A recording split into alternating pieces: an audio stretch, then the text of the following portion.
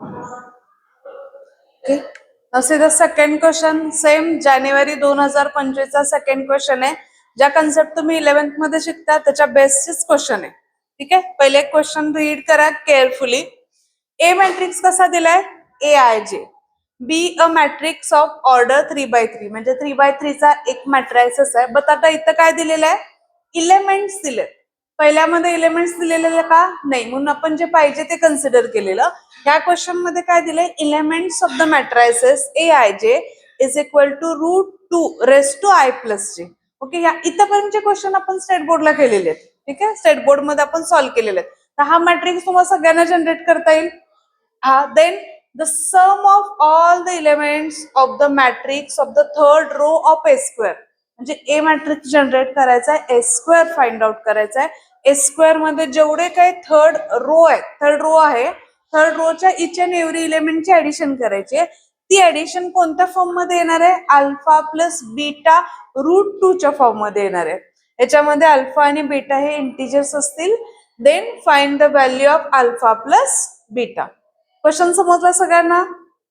Question clear झाला? बघा, question read करा. याच्यामध्ये क्वेश्चन रीड करणं इम्पॉर्टंट आहे, कारण छोट्या छोट्या गोष्टींमध्ये आपल्याला लक्ष द्यावं लागतं. बेसिक क्वेश्चन हे खूप इझी आहे, तुम्ही इझिली करू शकताय. बघा, जानेवारी 2025 हा मॅट्रिक्स दिलाय ए आय जे. आता मला सांगा, जर मॅट्रिक्स ए आहे, स्टँडर्ड मॅट्रिक्स ए आय जे, मी आपण लिहितो कसं? A11, A12, A13, then A21, A22, A23, A31, A32, A33. हा 3x3 चा मॅट्रिक्स झाला. आता याचे काय करायचे? इलेमेंट्स आपल्याला फाइंड आउट करायचे. So first element A11. बघा, मी 1, 2, 3 फाइंड आउट करते, नंतर तुमच्या लक्षात आलं पाहिजे कसं करायचं. A11 कसं फाइंड आउट करणार? √2 आय ची व्हॅल्यू काय आहे? 1. जे ची व्हॅल्यू किती आहे? 1. सो आय प्लस काय येणार? हे आय 1 + 1. सो √2 च स्क्वेअर. आन्सर किती आले? 2 आला का first element? Then next A12 च एलिमेंट √2 + 1 किती आले? √2 चा क्यूब. आता मला सांगा, √2 चा क्यूब कसं लिहिणार? पुढे बस. √2 चा क्यूब कसं लिहिणार? 2√3 येतं ना सगळ्यांना? कसं माहिती आहे ना सगळ्यांना लिहायचं? 2√2 ह्या फॉर्म मध्ये. Then A13. बघा, ज्यांना माहित नाहीये ते लक्ष द्या. √2 चा जर क्यूब लिहायचा आहे म्हणजे आपण लिहितो काय? √2 × √2 च्या फॉर्म मध्ये. √2 × √2 √4 चा आन्सर काय येतं? 2 ना, म्हणजे √4 × √2 हा झाला 2√2. क्लिअर झाले? ज्यांना येत नाही ते बघा. नेक्स्ट A13 काय येईल सांगा? √2 म्हणजे √2 √2 आन्सर किती येईल? 4 येईल का? Next A21. आता A21 च आन्सर आणि A13 चा आन्सर सेमच असणार आहे. 2 + 1 केले काय? 1 + 2 केले काय? आन्सर काय येईल? 2√2. देन A22 2⁴ येणार. √2 + 2 4. √2 चा आन्सर किती आलेला आहे? 4. देन A23 काय येईल सांगा? √2 काय येतील आन्सर? √2 कसं लिहिणार? 4√2 च्या फॉर्म मध्ये लिहू शकताय. 4√2. देन A31 म्हणजेच 4 येईल डायरेक्टली. √2 A32 ची व्हॅल्यू √2 5 येणार ना? 5 म्हणजे 4√2. आणि A33 √2 काय येणार याचा आन्सर सांगा? √2 2 चा क्यूब 8 ना? हे क्लिअर झाले? आता याचं आपल्याला काय करूयात? ह्या एलिमेंटचा एक मॅट्रिक्स बनवून घेऊयात. डिटर्मिनंट्स ज्याचा मॅट्रिक्स आहे, ए मॅट्रिक्स आपण बनवून घेऊया.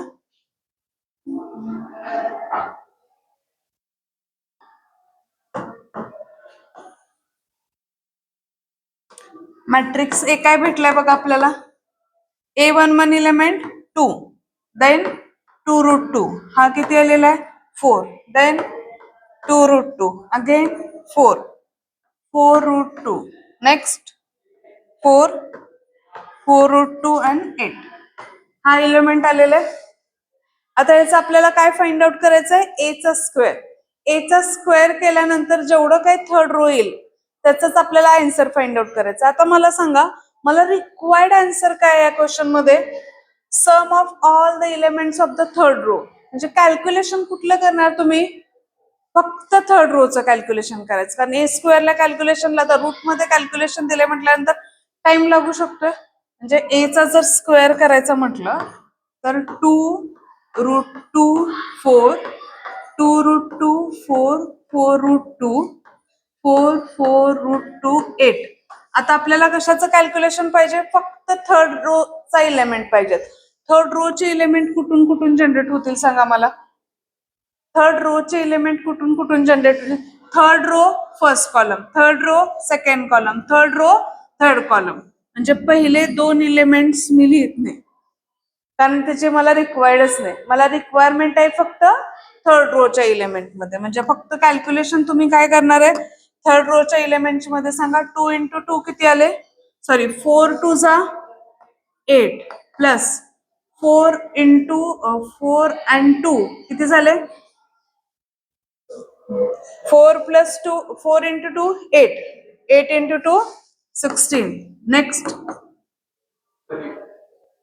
32. फर्स्ट एलिमेंट भेटला. सेकंड एलिमेंट बघा, first row second, third row second column सांगा. 8√2 देन 16√2 32√2 च्या फॉर्म मध्ये आले. आणि थर्ड एलिमेंट काय येईल? 4 4 जा 16 प्लस 16√2 into √2 2 ना, म्हणजे 32 आले and प्लस 64. आता याचे ऍडिशन सांगा सगळ्यात पहिले. 8 प्लस 32 प्लस 16 हा भेटला आपल्याला 44. इथे काय भेटले? आता ह्याच्यामध्ये आपण काय करतो? रूटच्या आतमधला जो नंबर आहे तो कॉमन घेतो आणि बाकीचे ऍडिशन करतो ना. 8 आणि 16 90, 24, 24 प्लस 32 56. इथं 56 येते का? इथं सांगा, इथं पण तेच नंबर आहेत ना. म्हणजे 56√2 आणि इकडे पण बघा 32, 32 64 64.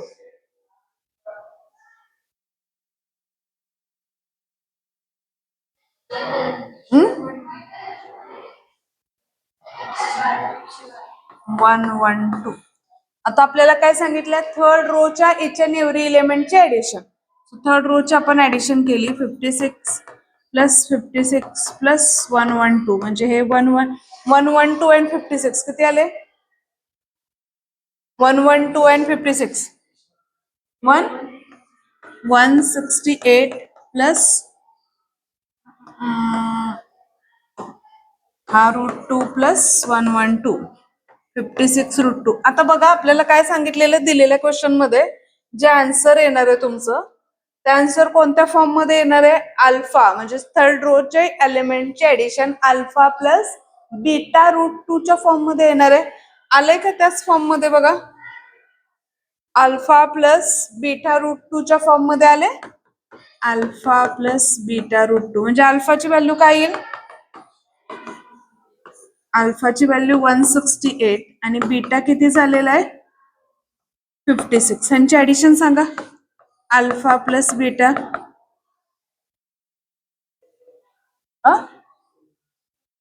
224.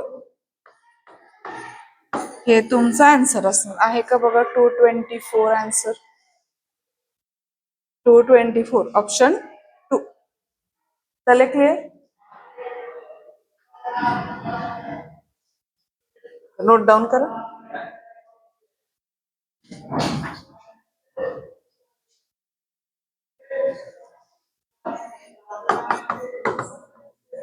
Final answer.